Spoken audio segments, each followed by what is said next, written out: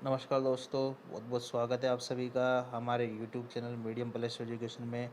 दोस्तों, ये आपके लिए जानकर बहुत ही अच्छा होगा कि रीट की एग्ज़ाम डेट जो है वो खिसक चुकी है। अब रीट का जो एग्ज़ाम है आपका 25 अप्रैल को होना था, वो अब 20 जून को होगा। ये बात आप अभी तक जान गए होंगे और प्रेस की तरफ से भी ये नोटिफिकेशन आ चुका है। ठीक है दोस्तों, आज की वीडियो में हम बात करने वाले हैं व्यक्तित्व के बारे में। इंसान का व्यक्तित्व कैसा होता है, इसका प्रभाव क्या होगा, ठीक है। और इससे जुड़े हुए इम्पोर्टेंट कुछ क्वेश्चंस है जो मैं आपके लिए लेकर आया हूँ। ये वो क्वेश्चंस है दोस्तों जो बार बार एग्ज़ाम में पूछे गए हैं।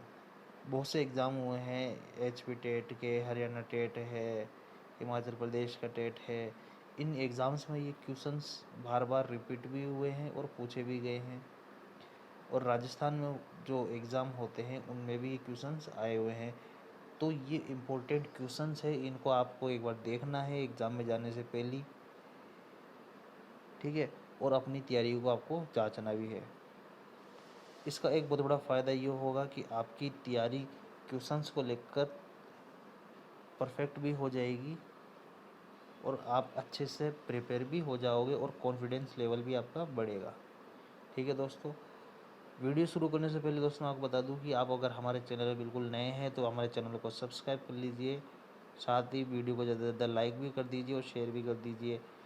लाइक करना आपका सबसे पहला काम है दोस्तों। वीडियो लाइक कर दीजिएगा और शेयर भी कर दीजिएगा। साथ ही और आप और भी अगर साइकोलॉजी की वीडियो देखना चाहते हैं तो उनका लिंक मैंने नीचे डिस्क्रिप्शन में दे दिया है। आप वहां पर जाके हमारे बनाए हुए साइकोलॉजी से जुड़े हुए इम्पोर्टेंट वीडियो देख सकते हैं, क्योंकि उन वीडियोस में मैं इसी तरीके के इम्पोर्टेंट क्वेश्चंस मैंने वहाँ पर बनाए हैं जो एग्ज़ाम की दृष्टि से बहुत इम्पोर्टेंट है आपके लिए और आपकी प्रिपरेशन के लिए भी। तो आप लिंक पे जाके नीचे डिस्क्रिप्शन में जाके आप हमारे साइकोलॉजी के वीडियो के लिंक पे क्लिक करके उन वीडियो को देख सकते हैं। ठीक है दोस्तों, तो चलिए दोस्तों शुरू करते हैं हमारा आज का वीडियो। व्यक्तित्व के बारे में दोस्तों आपने बहुत सुना होगा। व्यक्तित्व जिसे हम पर्सनैलिटी भी बोलते हैं। क्या बोलते हैं? पर्सनैलिटी भी बोलते हैं। बहुत ही अच्छा टॉपिक है, क्योंकि मनुष्य का व्यक्तित्व कैसा होता है, किस प्रकार का होता है, कुछ नहीं पता होता है हमें इसके बारे में। ठीक है, तो व्यक्तित्व शब्द से आप अच्छे तरीके से वाकिफ़ है कि व्यक्तित्व क्या हो सकता है। ठीक है, तो पहला क्वेश्चन से दोस्तों जो आता है वो हमारा यही आता है। परिभाषा यहाँ पे दी गई है, एक वो परिभाषा है व्यक्तित्व जन्मजात और अर्जित प्रवृत्तियों का योग है। ठीक है, व्यक्तित्व क्या है? जन्मजात होता है और अर्जित प्रवृत्तियों का योग होता है। तो इस परिभाषा का जो संबंध है दोस्तों वो किस मनोवैज्ञानिक से है, यानी कि ये जो परिभाषा दी है वो किस मनोवैज्ञानिक ने दी है। व्यक्तित्व यहाँ पे ऑप्शंस दिए गए हैं, वुडवर्थ हो सकता है, वैलेंटाइन, गुड या मैकडूगल। तो व्यक्तित्व के बारे में जो परिभाषा दी है ना दोस्तों, वो दी है किसने? वैलेंटाइन ने दी है। किसने दी है? वैलेंटाइन ने ये कहा है कि व्यक्तित्व जन्मजात भी होता है और अर्जित प्रवृत्ति का योग, यानी कि व्यक्तित्व जो हमारा होता है, कुछ तो हम जन्म से लेकर ही पैदा होते हैं और कुछ हमें उसका अर्जन करना पड़ता है, यानी कि हम किसी दूसरे को देखकर सीखते हैं। उससे हमारे व्यवहार और व्यक्तित्व में भी धीरे धीरे परिवर्तन आ जाता है। तो वैलेंटाइन ने यही कहा है कि व्यक्तित्व जन्मजात भी है और अर्जित प्रवृत्ति भी का योग भी है। ठीक है दोस्तों, ये था इम्पोर्टेंट क्वेश्चन है। बहुत ही अच्छी परिभाषा है और एग्ज़ाम में भी पूछी जा चुकी है। ठीक है दोस्तों, इसके अलावा और भी कुछ इम्पोर्टेंट डेफिनेशंस है यहाँ पे जो मैंने दी है।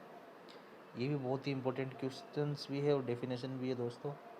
अब परिभाषा देख लेते हैं और कौन कौन सी परिभाषा है। यहाँ पे परिभाषा आती है आइजेंक की। किसकी आती है? आइजेंक की। इन्होंने कहा है कि व्यक्तित्व क्या है? व्यक्ति के चरित्र, उसकी ज्ञान शक्ति और शरीर का स्थायी और टिकाऊ संगठन है, जो वातावरण में उसके अपूर्व समायोजन का निर्धारण करता है। क्या करता है? वातावरण में उसके अपूर्व समायोजन का निर्धारण करती है।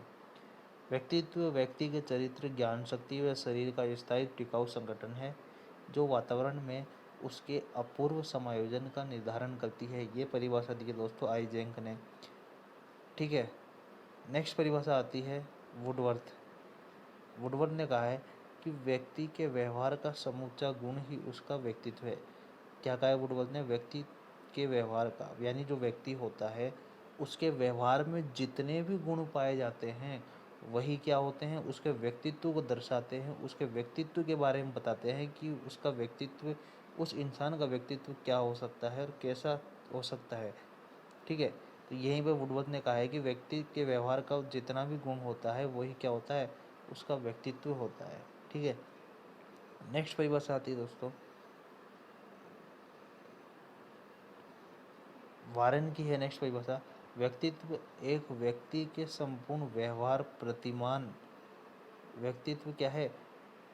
व्यक्तित्व एक व्यक्ति के संपूर्ण व्यवहार प्रतिमान और इसकी विशेषताओं के योग का उल्लेख करता है। ये परिभाषा दी है वारेन ने। तो दोस्तों ये थी इम्पोर्टेंट परिभाषा है।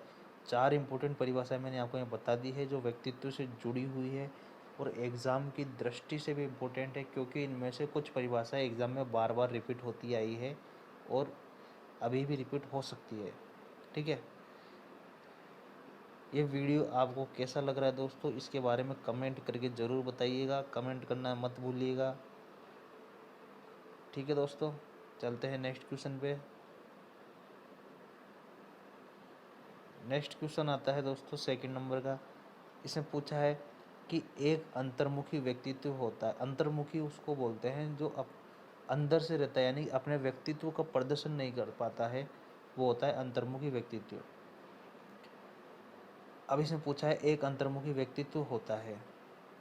ऑप्शन है प्रबल और सरलता से परेशान हो जाने वाला नहीं, व्यक्ति जो अपने पर्यावरण के प्रभाव के प्रति तुरंत प्रतिक्रिया करता है, क्रिया करने की तीव्र इच्छा रखने वाला व्यक्ति, विनम्र सरल स्वभाव वाला। तो एक अंतर्मुखी जो व्यक्तित्व होता है ना दोस्तों, वो विनम्र भी होता है, सरल और स्वभाव भी होता है। ठीक है, तो इसका राइट आंसर क्या होगा? 4th नंबर का इसका राइट आंसर हो जाएगा, क्योंकि अंतर्मुखी व्यक्तित्व न तो किसी से बात करता है, न ही कुछ बोलता है, न ही किसी से उसे कोई लेना देना होता है, इसीलिए वो कैसा होता है? विनम्र भी होता है, सरल स्वभाव वाला भी होता है। ठीक है, ये बात आपको समझ में आ गई होगी दोस्तों। नेक्स्ट क्वेश्चन है 3rd नंबर का, संगठित व्यक्तित्व में कौन से पक्ष का विकास होता है? ऑप्शन है सामाजिक पक्ष, संवेगात्मक पक्ष, मानसिक पक्ष और उपयुक्त सभी। एक संगठित व्यक्ति या व्यक्तित्व, यानी कि अगर हमें व्यक्तित्व का संगठन करना है तो उसमें सामाजिक, संवेगात्मक और मानसिक तीनों ही पक्षों का विकास होगा। तो राइट आंसर हो गया होगा इसका 4th नंबर का। व्यक्तित्व कोई अकेला सामाजिक पक्ष से ही न प्रभावित नहीं होता है, बल्कि संवेगात्मक और मानसिक पक्ष से भी उसका विकास होता है। ठीक है, राइट आंसर 4th नंबर का हो गया दोस्तों। ये था 3rd नंबर का हमारा क्वेश्चन। ठीक है दोस्तों, वीडियो को लाइक करना मत भूलिएगा, ज़्यादा से ज़्यादा से लाइक कर दीजिए जल्दी से। चलते दोस्तों अब नेक्स्ट क्वेश्चन पे। नेक्स्ट क्वेश्चन है दोस्तों 4th नंबर का। इसमें पूछा है व्यक्तित्व को मनोदेहिक अवस्थाओं को गतिशील संगठन किसने माना है? व्यक्तित्व क्या बोला है? मनोदेहिक अवस्था। मनोदेहिक बोलते हैं, देहिक तो हो गया, क्या बोलते हैं? देहिक यानी शरीर हो गया। तो व्यक्तित्व को मनोदेहिक अवस्थाओं का गतिशील संगठन किसने माना है? ऑप्शंस है जुंग, ओलपोर्ट, मन और उपयुक्त में से कोई नहीं। तो इसका राइट आंसर होगा दोस्तों 2nd नंबर का। किसका राइट आंसर होगा? 2nd नंबर का इसका राइट आंसर होगा। दोस्तों मैं बता दूं, ये क्वेश्चंस जो बनाया है एग्ज़ाम की दृष्टि से, ये डेफिनेशन से तैयार किया गया है क्वेश्चन है, और एग्ज़ाम में भी ये आया है, इसलिए इसे इम्पोर्टेंट कर लीजिएगा, क्योंकि इसकी डेफिनेशंस भी एग्ज़ाम में आती है, जो कि इम्पोर्टेंट है, बार बार आई है। अब ओलपोर्ट ने क्या कहा है? ओलपोर्ट ने कहा है, क्या कहा है दोस्तों? ओलपोर्ट ने कहा है कि व्यक्तित्व उन मनोदेहिक गुणों का गत्यात्मक संगठन है। क्या है? गत्यात्मक संगठन है जो वातावरण के साथ अपूर्व समायोजन निर्धारित करता है। व्यक्तित्व उन मनोदेहिक गुणों का गत्यात्मक संगठन है जो वातावरण के साथ अपूर्व समायोजन निर्धारित करता है। यह परिभाषा दी है दोस्तों ओलपोर्ट ने। क्वेश्चन देख लीजिए आप और परिभाषा देख लीजिए। क्वेश्चन जो बनाया है एग्ज़ाम में, बनकर जो क्वेश्चन आया है वो इसी डेफिनेशन से बनकर आया है। तो ये डेफिनेशन आपको याद होनी चाहिए, क्योंकि एग्ज़ाम में डेफिनेशंस भी बार बार आ चुकी है। ठीक है, तो ओलपोर्ट ने ये परिभाषा दी है। इसको याद करने का सबसे अच्छा तरीका यही है कि इसमें कीवर्ड निकालना है हमें। इसका कीवर्ड जो निकल के आ रहा है दोस्तों, वो आ रहा है मनोदेहिक गुणों का गत्यात्मक संगठन। क्या निकल कर आ रहा है कीवर्ड? मनोदेहिक गुणों का गत्यात्मक संगठन। ठीक है, तो बस ये कीवर्ड आपको ध्यान रखना है, जो एग्ज़ाम की दृष्टि से आपके आंसर को सही करने के काम आएगा, कि आपका आंसर इसमें गलत नहीं हो। ठीक है, अब चलते हैं दोस्तों नेक्स्ट क्वेश्चन पे। बहुत ही इंपॉर्टेंट क्वेश्चन है, ये भी एग्ज़ाम में आ चुका है। किन मनोवैज्ञानिकों ने, पांचवा क्वेश्चन है यहाँ पे, क्वेश्चन है किन मनोवैज्ञानिकों ने व्यक्तित्व का वर्गीकरण शारीरिक संरचना के आधार पर किया है। यानी कि हमें उन वैज्ञानिकों का, जो मनोवैज्ञानिक है, उनका नाम बताना है कि व्यक्तित्व का जिन्होंने वर्गीकरण किया है वो कौन से मनोवैज्ञानिक है जिन्होंने व्यक्तित्व का वर्गीकरण शारीरिक रचना के आधार पर किया है। यहाँ पे ऑप्शन है क्रेशमर और शेल्डन, शेल्डन और थॉर्नडाइक, स्प्रेंगर और थॉर्नडाइक, और फोर्थ नंबर का ऑप्शन है उपयुक्त सभी। ठीक है, फोर्थ नंबर का ऑप्शन क्या है? उपयुक्त सभी। तो इसका राइट आंसर होगा दोस्तों, वो होगा क्रेशमर और शेल्डन। इस नाम को याद रख लीजिएगा, एग्ज़ाम के लिए बहुत ही इंपॉर्टेंट क्वेश्चन है ये भी। क्या है? एग्ज़ाम के लिए बहुत ही इंपॉर्टेंट क्वेश्चन है। क्रेशमर और शेल्डन दो ऐसे मनोवैज्ञानिक हैं जिन्होंने व्यक्तित्व का वर्गीकरण शारीरिक संरचना के आधार पर किया है। तो इसका राइट आंसर हो गया फर्स्ट नंबर का, इसका क्या है? राइट आंसर है। अब इनका वर्गीकरण देखते हैं कि इन्होंने कौन कौन सा वर्गीकरण किया है। ठीक है, क्रेशमर ने तो वर्गीकरण किया है सुडोलकाय, लंबकाय, गोलाकाय और विशालकाय। विशालकाय को अंग्रेजी में कहते हैं डिस्प्लास्टिक। क्या बोलते हैं? डिस्प्लास्टिक। ये नाम याद रखने हैं, क्योंकि कभी कभी इनका वर्गीकरण भी सीधा ही पूछ लिया जाता है एग्जाम में। क्रेशमर ने सुडोलकाय, लंबकाय, गोलाकाय और विशालकाय में बांटा है व्यक्तित्व को। ठीक है, और शेल्डन ने जो बांटा है व्यक्तित्व को, वर्गीकरण जो किया है शेल्डन ने, वो किया है लंब आकृति। क्या किया है? लंब आकृति, जिसको बोलते हैं एक्टोमार्फी भी कहते हैं। ठीक है, दूसरा वर्गीकरण है आयताकृति, जिसको मेसोमार्फी बोलते हैं, और तीसरा है गोलाकृति, जिसको एंडोमार्फी बोलते हैं। तो ये था शेल्डन का वर्गीकरण। किसका वर्गीकरण था दोस्तों? शेल्डन का था। इसने लंबाकृति, आयताकृति और गोलाकृति में व्यक्तित्व को बांटा है।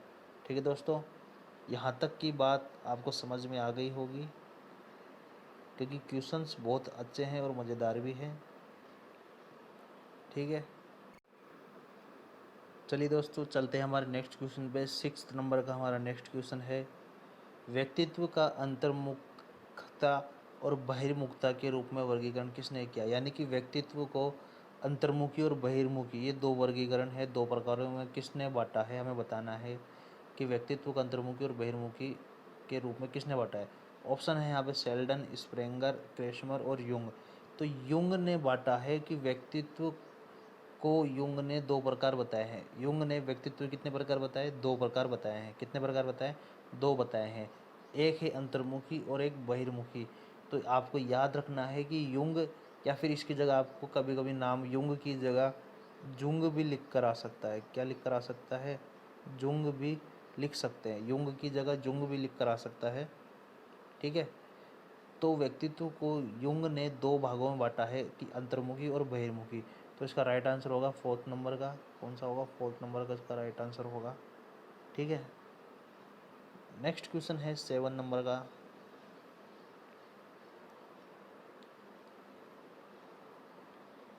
इसमें पूछा है निम्न में से कौन सा व्यक्तित्व का जैविक निर्धारण है। यानी कि हमें वो बताना है जो व्यक्तित्व का जैविक निर्धारण करता है, जीव से रिलेटेड हो। ठीक है, ऑप्शन है आकांक्षा स्तर, जन्म क्रम, विकल्प एक और दोनों, यानी कि आकांक्षा और जन्म क्रम दोनों, और फोर्थ नंबर का ऑप्शन है आनुवंशिक प्रभाव। तो व्यक्तित्व का जैविक निर्धारक जो कारक होता है वो होता है आनुवंशिक प्रभाव। क्या होता है? आनुवंशिक प्रभाव होता है। आनुवंशिक का प्रभाव व्यक्तित्व पर जरूर पड़ता है, क्योंकि परिभाषा में आपने पढ़ा था कि व्यक्तित्व जन्मजात और अर्जित प्रवृत्तियों का योग है। व्यक्तित्व क्या होता है? जन्मजात होता है, तो आनुवंशिक प्रभाव जरूर पड़ेगा व्यक्तित्व पर। ठीक है दोस्तों, तो इसका राइट आंसर हो गया फोर्थ नंबर का। कौन सा हो गया? फोर्थ नंबर इसका राइट आंसर है। नेक्स्ट क्वेश्चन आता है 8 नंबर का। इसमें पूछा है सबसे पहले व्यक्तित्व का वर्गीकरण किसके द्वारा दिया गया।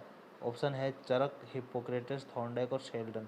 तो हिप्पोक्रेटस वो व्यक्ति था जिसने सबसे पहले व्यक्तित्व का वर्गीकरण दिया था। दोस्तों आपको ध्यान रखना है कि हिप्पोक्रेटस ने ही सबसे पहले व्यक्तित्व का वर्गीकरण दिया था। तो इसका राइट आंसर हो गया सेकंड नंबर का। क्या हो गया? सेकंड नंबर का इसका राइट आंसर हो गया। अब चलते हैं नेक्स्ट क्वेश्चन पे। नेक्स्ट क्वेश्चन पे जाने से पहले आपको दोस्तों बता दूं कि हमारा टेलीग्राम चैनल बना हुआ है मीडियम पुलिस एजुकेशन के नाम से। आप वहां से इस चैनल को ज्वाइन कर सकते हैं, हमारे यूट्यूब चैनल को सब्सक्राइब भी कर सकते हैं और वीडियो से रिलेटेड नोट्स भी आपको वहाँ मिल जाएंगे। ठीक है दोस्तों। अच्छा बढ़ते हैं नेक्स्ट क्वेश्चन पे। नेक्स्ट क्वेश्चन पढ़ते हैं दोस्तों। नेक्स्ट क्वेश्चन है 9 नंबर का। क्वेश्चन है किसी व्यक्ति के विकास के संबंध में क्या सही नहीं हो सकता है। यानी कि यहाँ पर कुछ फैक्ट्स दिए गए हैं और हमें बताना है कि उसमें व्यक्ति के विकास से संबंधित क्या सही नहीं हो सकता है। ठीक है। वृद्धि विकास का एक हिस्सा है, सही है। यह जन्म से मृत्यु तक चलता है, ये भी सही है, क्योंकि विकास क्या होता है जन्म से लेकर मृत्यु तक चलता ही रहता है। परिवर्तनों को देखा व मापा जा सकता है। और फोर्थ ऑप्शन है उपयुक्त सभी। तो दोस्तों इसमें वृद्धि विकास का एक हिस्सा है, ये कथन सही है। जन्म से मृत्यु तक चलता है, ये भी सही है। परिवर्तनों को देखा और मापा जा सकता है, ये क्या है? सही नहीं है। क्या है? सही नहीं है, क्योंकि विकास को देख नहीं सकते और न ही हम माप सकते हैं, केवल उसकी अनुभूति की जा सकती है। तो इसका राइट आंसर हो गया थर्ड नंबर का। क्या हो गया? थर्ड नंबर इसका राइट आंसर हो गया। ठीक है। नेक्स्ट क्वेश्चन है 10 नंबर का।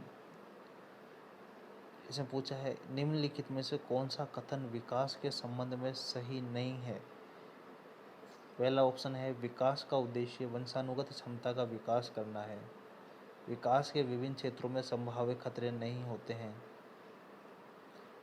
विकास प्रतिमानों की कुछ निश्चित विशेषताओं की भविष्यवाणी की जा सकती है। प्रारंभिक विकास बाद के विकास से अधिक महत्वपूर्ण है। तो इसका राइट आंसर दोस्तों फर्स्ट नंबर का, क्योंकि विकास का उद्देश्य क्या होता है? वंशानुगत क्षमता का विकास करना नहीं होता है। तो इसका राइट आंसर क्या होगा? फर्स्ट नंबर का। यानी कि ये कथन क्या है? सही नहीं है विकास के संदर्भ में। ठीक है। अब बाद के ऑप्शन से बात कर लेते हैं। विकास के विभिन्न क्षेत्रों में संभावित खतरे नहीं होते हैं। दोस्तों विकास के विभिन्न क्षेत्रों में संभावित खतरे होते हैं और इनकी भविष्यवाणी भी की जा सकती है। और बाद का जो विकास होता है उससे पहले जो ज़्यादा महत्वपूर्ण होता है वो प्रारंभिक विकास होता है। तो तीनों ही कथन सही हो गए और फर्स्ट नंबर का जो कथन था ये क्या हो गया? गलत हो गया। क्या हो गया? गलत हो गया, जो कि विकास के संबंध में सही नहीं है। ठीक है दोस्तों। चलते हैं नेक्स्ट क्वेश्चन पे। नेक्स्ट क्वेश्चन है 11 नंबर का। बहुत ही इंपॉर्टेंट क्वेश्चन है, एग्ज़ाम में आया हुआ है और इम्पोर्टेंट कर लीजिएगा इसे। क्वेश्चन है एक संतुलित व्यक्तित्व वह है जिसमें इदम और परम अहम के बीच संतुलन स्थापित किया जाए। इदम और अहम के बीच संतुलन स्थापित किया जाए।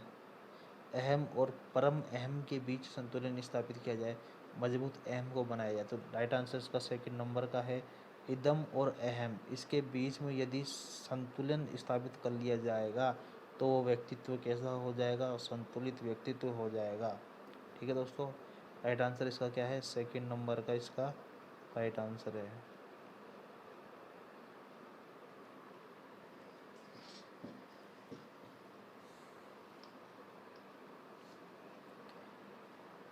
नेक्स्ट क्वेश्चन में चलते हैं। नेक्स्ट क्वेश्चन है 12 नंबर का। सबसे इम्पोर्टेंट क्वेश्चन है, यूँ समझ लीजिए कि व्यक्तित्व टॉपिक की जान है ये क्वेश्चन। इस क्वेश्चन से या इस सिद्धांत से एग्ज़ाम में बहुत से क्वेश्चंस आए हैं, इसीलिए इसको इम्पोर्टेंट करना है। इम्पोर्टेंट नहीं, वेरी वेरी इम्पोर्टेंट कर लीजिएगा इस क्वेश्चन को और इस सिद्धांत को आपको पढ़ के जाना है। ठीक है। क्वेश्चन है व्यक्तित्व के मनोलैंगिक विकास के सिद्धांत का प्रतिपादन किसके द्वारा किया गया। यानी कि व्यक्तित्व का मनोलैंगिक विकास का सिद्धांत, मनोलैंगिक विकास का सिद्धांत का प्रतिपादन किसने किया था। ऑप्शन है यहाँ पे फ्रायड, युंग, स्किनर और एडलर। तो व्यक्तित्व का मनोलैंगिक विकास का सिद्धांत जो दिया था दोस्तों, वो दिया था फ्रायड ने। किसने दिया था? फ्रायड ने दिया था। तो इसका राइट आंसर फर्स्ट नंबर का हो गया। ठीक है, अब कुछ व्याख्या देख लेते हैं इसकी। मनोलैंगिक विकास का सिद्धांत का प्रतिपादक देने वाला कौन? फ्रायड था। इस सिद्धांत में फ्रायड ने 5 अवस्था बताई है मनोलैंगिक विकास की। इसमें सबसे पहली अवस्था आती है मुखावस्था, जिसका समय क्या है? 0 से 1 वर्ष। दूसरी अवस्था गुदावस्था, इसकी अवस्था क्या है? 2 से 3 वर्ष। ठीक है, तीसरी है अवस्था लिंग प्रदान अवस्था, इस 3 से 5 वर्ष की अवस्था होती है। चौथी अवस्था आती है अव्यक्तावस्था, जो 6 से 12 वर्ष की होती है। और 5वीं आती है जनेंद्रिय अवस्था, जो कि इन वर्षों के बाद की अवस्था होती है। तो ये 5 अवस्थाएं बताई है फ्रायड ने अपने मनोलैंगिक विकास के सिद्धांत में। ठीक है दोस्तों, ये आपको अच्छे से याद रखना है और इस सिद्धांत के बारे में आपको अच्छे से पढ़ के जाना है। ठीक है,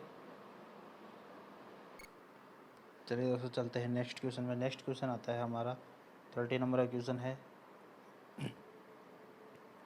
30 नंबर का क्वेश्चन है, एक बच्चे का विकासशील व्यक्तित्व किसके द्वारा प्रभावित हो सकता है? एक बच्चा है, उसका विकासशील जो व्यक्तित्व होता है वो किसके द्वारा प्रभावित हो सकता है? ऑप्शंस है परिवार के द्वारा, विद्यालय में प्राप्त अनुभव के द्वारा, ग्रंथियों परिवार और विद्यालय में प्राप्त अनुभवों के द्वारा, व्यक्ति के शरीर में जो ग्रंथियाँ पाई जाती है उसके द्वारा। ठीक है, ये लगभग लगभग ऑप्शन सभी सही है, लेकिन इन सभी का जो निचोड़ दिया गया है वो दिया गया है एक ही ऑप्शन में, वो है 3rd नंबर का। कौन सा है? 3rd नंबर का है, ग्रंथि परिवार और विद्यालय में जो प्राप्त अनुभव होंगे उसके द्वारा बच्चे का विकासशील व्यक्तित्व प्रभावित होगा। इसका राइट आंसर क्या होगा? 3rd नंबर का इसका राइट आंसर होगा। ठीक है, नेक्स्ट क्वेश्चन है 40 नंबर का, बालक के व्यक्तित्व को किस प्रकार का अधिगम अधिक प्रभावित करता है? एक बालक है, उसका व्यक्तित्व है, उसको कौन सा अधिगम, अधिगम बता दूं मैं यहाँ पे, अधिगम जो बोलते हैं ना वो बोलते हैं सीखना। क्या किसको बोलते हैं? सीखना जो होता है वो अधिगम होता है। लेकिन यहाँ पे सिर्फ सीखना तो इसका सीमित अर्थ है अधिगम का। सीख कर किसी व्यवहार में अगर उसे परिवर्तन आ जाए तो वो अधिगम होता है। ठीक है, तो क्वेश्चन है कि बालक के व्यक्तित्व को किस प्रकार का अधिगम अधिक प्रभावित करेगा? अंतर्दृष्टि पूर्ण अधिगम, पर्यटन और त्रुटि अधिगम, अनुदेशनात्मक अधिगम और अनुकरण अधिगम। तो अनुदेशनात्मक अधिगम बालक के अधिगम को सबसे ज़्यादा प्रभावित करेगा। कौन सा करेगा? अनुदेशनात्मक अधिगम। तो राइट आंसर हो गया इसका 3rd नंबर का। अनुदेशनात्मक जो अधिगम होता है, इसमें अधिगम में छात्र को क्या होता है? अनुदेशन दिया जाता है, उसी के अनुरूप उसका व्यक्तित्व क्या होता है? प्रभावित होता है। ठीक है, नेक्स्ट क्वेश्चन है दोस्तों 15 नंबर का। इस क्वेश्चन में पूछा है, इनमें से कौन सी अंतर्मुखी बालक की मुख्य विशेषता हो सकती है? अंतर्मुखी बालक के बारे में आपको पहले बताया था कि अंतर्मुखी बालक क्या होता है? जो अंदर एकांत रहता है, चुपचाप बैठा रहता है, किसी से न ज़्यादा बोलता है, न ज़्यादा बातचीत करता है, न ही अपने व्यवहार के बारे में किसी को बताता है, तो वो होता है अंतर्मुखी बालक। ठीक है, अब यहाँ पे ऑप्शन है, एकांत में रहकर कम बातचीत करने वाला होता है, कक्षा में सभी से मेल जोल रखता है, और पाठ्य सहगामी क्रियाओं में निरंतर भाग लेता है, और केवल आनुवंशिकता का उस पर क्या होता है? प्रभाव पड़ता है। ठीक है, तो यहाँ पर ऑप्शन जो है वो 1st नंबर का राइट आंसर है। कौन सा अंतर्मुखी बालक की विशेषता? वो यही है कि अंतर्मुखी बालक एकांत में रहकर रहता है और कम बातचीत करता है। ठीक है, राइट आंसर क्या हो गया? 1st नंबर का इसका राइट आंसर हो गया। नेक्स्ट क्वेश्चन आता है 60 नंबर का, पर्सनैलिटी जो शब्द है किस भाषा के मूल से लिया गया है? बहुत ही इंपॉर्टेंट है। पर्सनैलिटी जो शब्द है वो कौन सी भाषा के शब्द से लिया गया है? मूल शब्द या मूल भाषा कौन सी है जिससे शब्द लिया गया है? ऑप्शन है जर्मन, रोमन, लैटिन, अंग्रेजी। तो पर्सनैलिटी जो शब्द है वो लैटिन भाषा का शब्द है। किसका शब्द है? लैटिन भाषा का शब्द है ना। और ये जो पर्सनैलिटी शब्द है ये लैटिन भाषा का एक शब्द होता है पर्सोना। कौन सा होता है? पर्सोना लैटिन भाषा का एक शब्द है, इससे बना है। और पर्सोना का जो अर्थ होता है लैटिन में वो बोलता है मुखोटा। क्या होता है? मुखोटा, जो नकाब, जिसको हम नकाब भी बोलते हैं। ठीक है, तो मुखोटा या नकाब पर्सोना का अर्थ होता है। पर्सोना से मिलकर बना है पर्सनैलिटी। सब पर्सनैलिटी जो शब्द है ये तो अंग्रेजी भाषा का है, लेकिन जो मूल शब्द है पर्सनैलिटी में वो है लैटिन भाषा के पर्सोना से बना है, जिसका अर्थ क्या होता है? मुखोटा या नकाब होता है। ठीक है, नेक्स्ट क्वेश्चन है 17 नंबर का। बहिर्मुखी बालक अंतर्मुखी बालक से कौन सी विशेषता के आधार पर अलग होता है? ठीक है, मन ही मन परेशान होने की अपेक्षा अपनी भावनाओं को अभिव्यक्त कर सकता है। यहाँ पे तुलना बतानी है कि बहिर्मुखी बालक अंतर्मुखी बालक से किस आधार पर अलग होगा। मन ही मन परेशान होने की अपेक्षा अपनी भावनाओं को अभिव्यक्त करता है। बोलने की अपेक्षा लिखने में बेहतर, मजबूत भावनाएं, पसंदगी नापसंदगी, अपने बौद्धिक कार्यों में डूबा रहता है। ये जो चीज़ें है, ये जो कथन है, ये सारे अंतर्मुखी बालक में भी है और बहिर्मुखी बालक में भी होते हैं। लेकिन जो अलग होता है बहिर्मुखी बालक अंतर्मुखी बालक से, वो यही होता है कि बहिर्मुखी जो बालक होता है वो मन ही मन में परेशान नहीं रहता, बल्कि अपनी भावनाओं को, अपने विचारों को दूसरों के सामने अभिव्यक्त करता है, उनसे डिस्कस करता है, अपने विचारों को बताता है। ठीक है, तो अंतर्मुखी बालक की ये सारी विशेषता नहीं है, लेकिन इनके आधार पर ये अलग है। बहिर्मुखी बालक की विशेषता यही है कि मन ही मन परेशान नहीं होता। मन ही मन परेशान कौन होता है? अंतर्मुखी बालक होता है। बहिर्मुखी बालक नहीं होता, वो अपनी सारी भावनाओं का व्यक्त कर देता है। तो राइट आंसर क्या हो गया? फर्स्ट नंबर का इसका राइट आंसर हो गया। ठीक है, वीडियो को लाइक कर दीजिएगा दोस्तों और शेयर भी कर दीजिएगा। ज़्यादा से ज़्यादा शेयर करना है इसे, कमेंट करके ही आपको बताना है कि वीडियो आपको कैसा लग रहा है। ठीक है, नेक्स्ट क्वेश्चन है, हमारे मस्तिष्क का कितना भाग चेतन और कितना भाग अचेतन है? हमारा जो मस्तिष्क होता है उसका कितना भाग तो चेतन होता है और कितना भाग अचेतन होता है? ऑप्शन है 10, 11, 9, 10, 3, 10, 7, 10। तो 9 भाग तो यानी कि 1/9 जो भाग होता है वो तो चेतन होता है, 1/10 भाग क्या होता है? अचेतन होता है। तो राइट आंसर क्या होगा? सेकंड नंबर का इसका राइट आंसर है। चेतन भाग कितना होता है? 1/9 और 1/10 भाग अचेतन होता है। ठीक है, नेक्स्ट क्वेश्चन है, बालक के विकास की प्रक्रिया और विकास की शुरुआत कब होती है? कोई बालक है, उसकी विकास की प्रक्रिया की और उसके विकास की शुरुआत कब होगी? 3 वर्ष के बाद, जन्म के 5 वर्ष बाद, जन्म से पूर्व 13 वर्ष बाद। तो बालक का जो विकास होता है ना दोस्तों, वो जन्म से पहले ही चालू हो जाता है, यानी कि गर्भावस्था में ही बालक का विकास चालू हो जाता है। इसलिए बालक का जो विकास की प्रक्रिया, विकास की शुरुआत होती है, कब होती है? जन्म से पूर्व होती है। तो इसका राइट आंसर हो गया, थर्ड नंबर का इसका राइट आंसर है। ठीक है, नेक्स्ट क्वेश्चन है, वह प्रथम मनोवैज्ञानिक जिसने मानव व्यक्तित्व के अवचेतन भाग की व्यवस्थित रूप में छानबीन कर प्रयास किया है? उस मनोवैज्ञानिक का नाम बताना है जिसने अवचेतन भाग की छानबीन की है, वो भी मानव व्यक्तित्व के बारे में। तो ऑप्शंस यहाँ पे दिए गए हैं, थॉर्नडाइक है, कोहलर है, सिगमंड फ्राइड और अल्बर्ट बांडुरा। थॉर्नडाइक तो जो है अधिगम से संबंधित है, इसलिए ये हो नहीं सकता। कोहलर है, ये भी अधिगम से संबंधित है, ये भी नहीं हो सकता। अल्बर्ट बांडुरा, ये भी अधिगम से संबंधित नहीं हो सकता है। तो व्यक्तित्व के बारे में जो बात करता है वो करता है सिगमंड फ्राइड। तो राइट आंसर क्या हो गया? सिगमंड फ्राइड है। इसने मानव व्यक्तित्व को 3 भागों में बांटा था, चेतन, अवचेतन और अर्धचेतन। तो यही उसी के बारे में यहाँ पे पूछा गया है कि अवचेतन भाग की व्याख्या या व्यवस्थित रूप से छानबीन किसने करी है? तो सिगमंड फ्राइड ने करी है। ठीक है, नेक्स्ट क्वेश्चन है, व्यक्तित्व के मांग के सिद्धांत, व्यक्तित्व का एक सिद्धांत आया मांग का सिद्धांत, इसको देने वाला कौन था, यानी कि इसके प्रतिपादक कौन थे? ये वहाँ पे पूछा गया है। ऑप्शन है सेल्डन, मुरे, केटल और फ्रायड। तो राइट आंसर होगा इसका मुरे। कौन है? मुरे। मुरे ने व्यक्तित्व के मांग का सिद्धांत का प्रतिपादन किया था। ठीक है दोस्तों, आपको ये वीडियो कैसा लगा कमेंट करके कमेंट बॉक्स में ज़रूर बताइएगा। साथ ही साथ साइक्लो से जुड़े हुए आप और भी वीडियो देख सकते हैं, जिनका लिंक मैंने नीचे डिस्क्रिप्शन में दे दिया है। आप वहां पर जाकर हमारे साइकोलॉजी से जुड़े वीडियो देख सकते हैं। इसके अलावा राजस्थान जीके की वीडियो देख सकते हैं, कंप्यूटर से रिलेटेड जो जीके तैयार की गई है आप वो भी देख सकते हैं, क्योंकि वहाँ पे सिर्फ इम्पोर्टेंट क्वेश्चन का ही समावेश किया गया है, कोई आलतू फालतू क्वेश्चन नहीं है। ठीक है दोस्तों, वीडियो को ज़्यादा से ज़्यादा शेयर कर दीजिएगा, लाइक कर दीजिएगा और सब्सक्राइब करना हमारे चैनल को मत भूलिएगा। इसके अलावा दोस्तों आप हमारे टेलीग्राम चैनल है उसे भी ज्वाइन कर सकते हैं, जो कि मीडियम प्लस एजुकेशन के नाम से ही बना हुआ है। ठीक है दोस्तों, बहुत बहुत धन्यवाद आप सभी का।